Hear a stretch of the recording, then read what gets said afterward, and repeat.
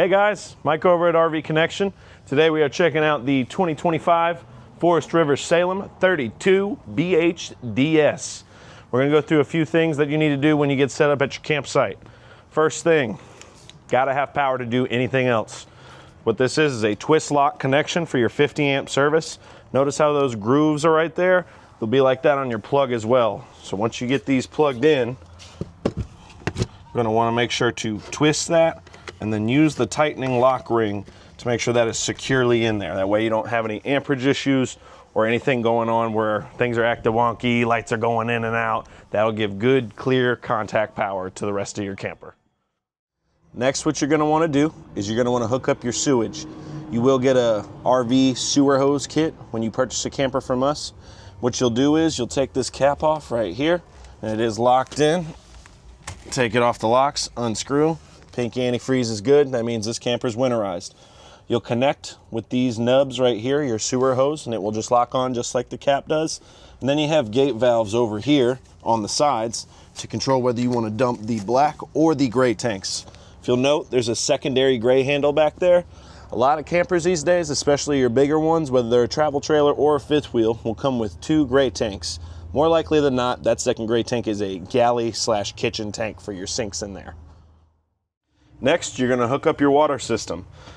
Thankfully, Salem's kept everything nice and centralized for us. You have your black tank flush. Your cable and satellite connections are also right here if you wanna hook up your TV.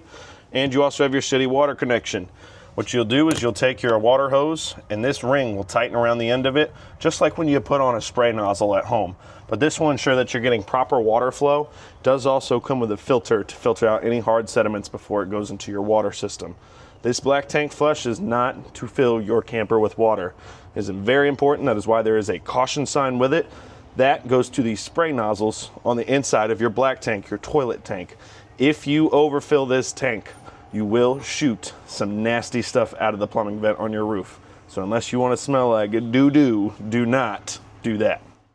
Next thing you want to do is get your stabilizer jacks down so you're not feeling any rocking or the wind doesn't blow you around while you're in your camper. Thankfully on Salem, these are electric. So what you'll come over here and do, and this will do them in tandem together, you're gonna hit extend.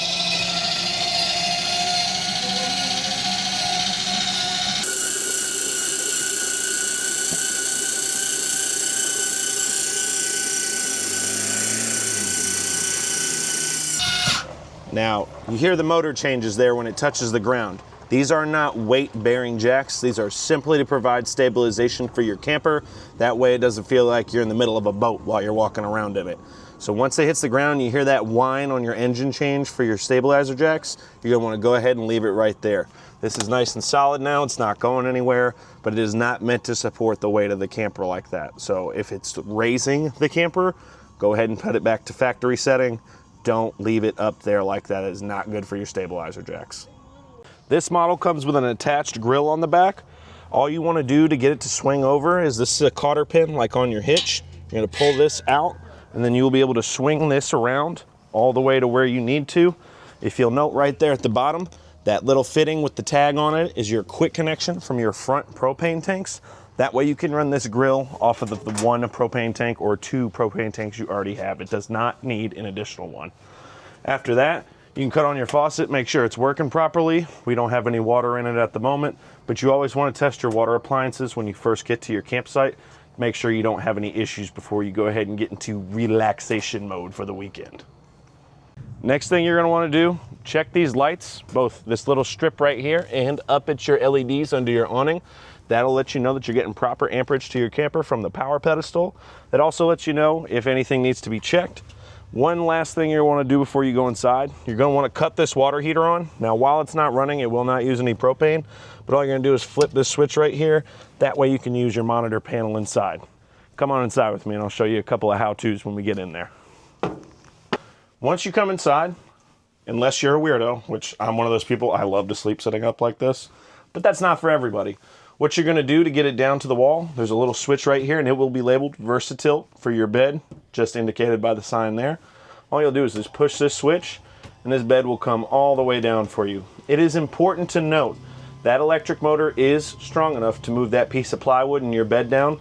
It is not strong enough to do so while you are laying on it. So if you can't do it because someone's laying on it, there's nothing wrong. It's not broken. It is just not meant to move that much weight. So as long as there's nothing heavy on the bed, you won't have any issues. Then you press the slide back up. And once you go out for the day, that way you have a little room to move around. You don't feel like you're sliding by your bed here. You can actually walk through just like this. That way there's no issues. The 32BHDS does come with a convertible couch, so if you do have extra company, you can stick them out here. Simply all you're going to do is remove this Velcro stripped little pillar here that's an armrest, and all you're going to do is you're going to push back, lift up, and it pops down. Simple as that. Now you've got a nice bed for your company, and when you go to put it back up for the day, you'll lift here, which will force the back up. Grab this back for a little stabilization. Easy peasy. You do also get quite a bit of storage, so anything that you want to unpack will probably be under this couch right here. They will come with the bins, so anything you want to lump together like toiletries or anything like that, or towels for the lake, you can put those in there as well. You do also have a little additional storage right here with another bin, so maybe some of your longer items like camping chairs and whatnot can go in there. Salems, sometimes, especially this 32BHDS, do come with what is called a Versa desk. So right now, you have a little work desk area or maybe dinner for two, little kind of romantic getaway. We all know how that goes. Usually kids come after that. So when you do get those kids, all you do is pull this table out right here. It does support, and then you can fit a whole second chair next to it. So when you do, you have your in-laws, kids, your kids' friends. Whenever you need some extra seating, this desk does accommodate that because it does also double as your kitchen table. Next thing you're gonna do, when you go to use your water heater, the control panel is here in the main bathroom. All you're going to do is hit power for on. As you'll note, your temp's set at 64. You can raise, change to Celsius or Fahrenheit, or lower the temperature. And it's all based on preference. I will tell you, if you think you like 125-degree showers, I think you like burning your own skin off. But definitely stick a hand in there to check and make sure that temp is comfortable before you get all the way in. But that is up to your discretion. And when you want to turn it off, all you do, push that button right there, all set to go. Also, just a quick little tip.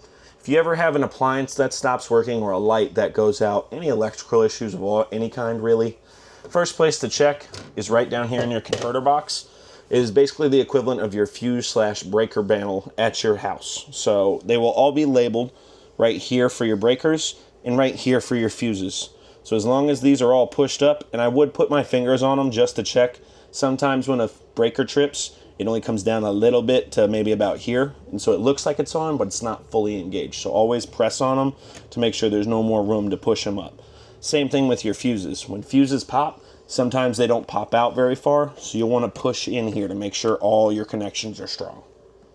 Also, generally when you go camping, one of the really cool benefits about having an enclosed camper is having your ACs. So what you're going to do while you're setting up, you're going to cut these on once you're plugged into power, which is as simple as clicking this button here, and then it goes to heat or cool. We're going to leave it on cool. Click the button again to lock that setting in, and then I always use auto when I do the fan. If you'll see that right there, that little auto, and click on that to display that feature. That way your AC kicks off when the room gets down to temp. Otherwise, it will just constantly run and continue to cool your camper. So if you're, say you're a really hot person, like you've been outside, you've been working all day, or you've been at the lake, you got a little sunburn, you want to cool off, but your brother's been inside and he's a little skinnier than you are, so he gets a little colder, a little faster. You don't want to roast him out or freeze him out, whichever you're using. So make sure that you always leave it on auto. That way the AC unit will kick off when temperature's been reached. Last but not least, you do have some bunks back here in the room, in the bunk room.